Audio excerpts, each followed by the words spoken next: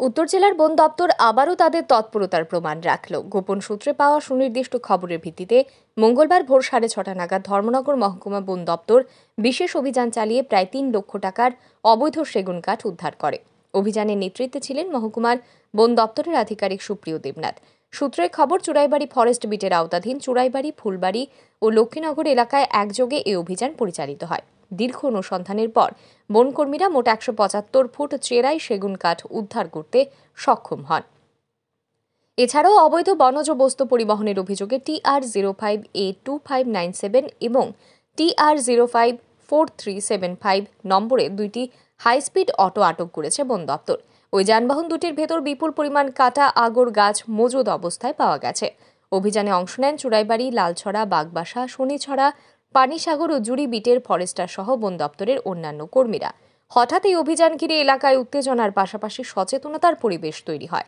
Ranger সুপ্রিয় দেবনাথ জানান, উদ্ধারকৃত সেগুন কাঠের কালোবাজার মূল্য আনুমানিক 3 লক্ষ টাকা। অবৈধ বনজ সম্পদের ব্যবসা এবং পাচার রুখতে ভবিষ্যতেও এ ধরনের অভিযান চালিয়ে যাবে বন দপ্তর বলেই আশ্বাস দেন তিনি। সকালে আমরা কাছে কিছু ইনফরমেশন আছে যে ফুলবাড়ি এলাকাতে এবং লক্ষ্মীনগর এলাকাতে কিছু কাঠ মজুদ আছে অবৈধ কাঠ। সেই অনুযায়ী আমি আমার স্টাফ যারা আছে, আমাদের beat officer Churaibari, beat officer Shanichhara, beat officer Kadamtala, তারপর Panisagar beat officer, Bagbasar beat officer এবং আরও অন্যান্য যারা স্টাফ আছে, পাশাপাশি বিদ্যুৎ যারা স্টাফ আছে, তাদের নিয়ে সেখানে একটা টেকনিক করি। টেকনিকে আনুমানিক আমরা 5.5 কিলোমিটারের মতো সেগুন কাঠ যেটা আছে, চিরাই সেগুন কাঠ, এটা আমরা আটক করছি।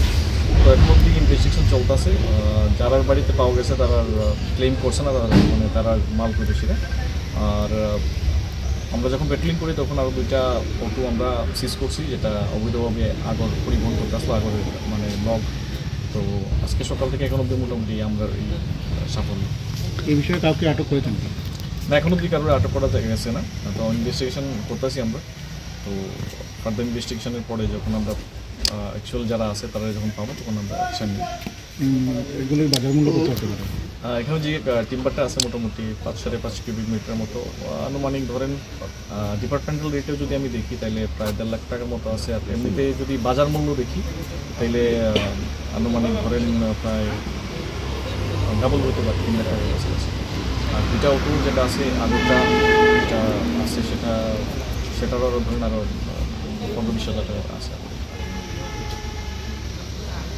উত্তর জেলার বন দপ্তরের এই সাফল্য শুধু পরিবেশ সংরক্ষণই নয়, বেআইনি কাঠ ও আগর ব্যবসায়ীদের জন্য কড়া সতর্কবার্তা হিসেবেই বিবেচিত হচ্ছে। Bureau report, RE news.